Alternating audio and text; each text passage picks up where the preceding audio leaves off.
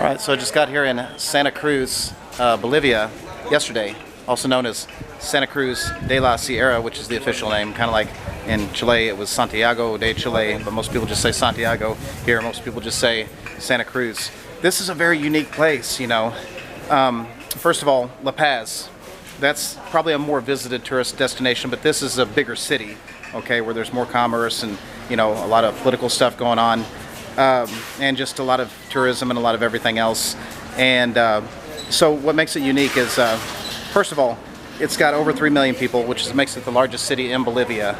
And there are several tourist attractions around here. Like every other city of this size in Latin America, there is a zona colonial, an old colonial Spanish district, you know, which is really cool, and that's where a lot of the tourist happenings are. All right.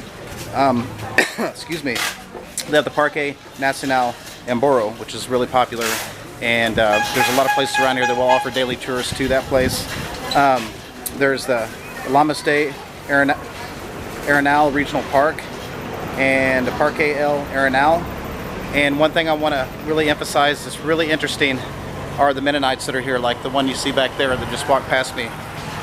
When I got here, I noticed all these, you know, Caucasian-looking people who were wearing overalls, cowboy hats, cowboy boots, and I was like, what is this? You know, I figured it was some kind of religious sect, and a couple people explained to me that they are Mennonites, okay? And I did some more research.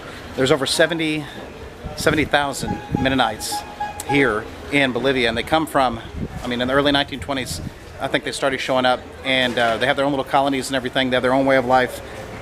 Mennonites are similar to Amish, but not exactly, right?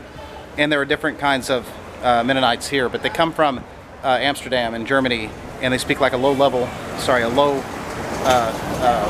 German dialect, according to what I read. And some of them are also of Russian descent. But yeah, they live a very strict, kind of, how do I say, exclusive kind of life. They do come in here to the city. They're good for the local economy.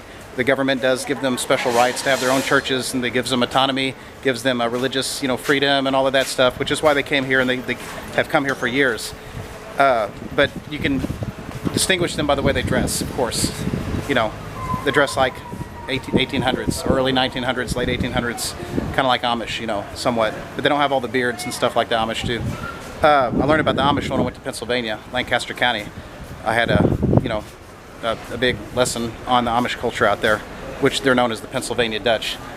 So yeah, you will see them in this part of the town because they bring in their agricultural goods, their milk, their meat, their bread and stuff that they make, and they sell it to the local businesses. And in return, the local businesses like to sell stuff to them, like hats and clothes that they wear, other stuff that they use on their farms. They're all agricultural kind of people.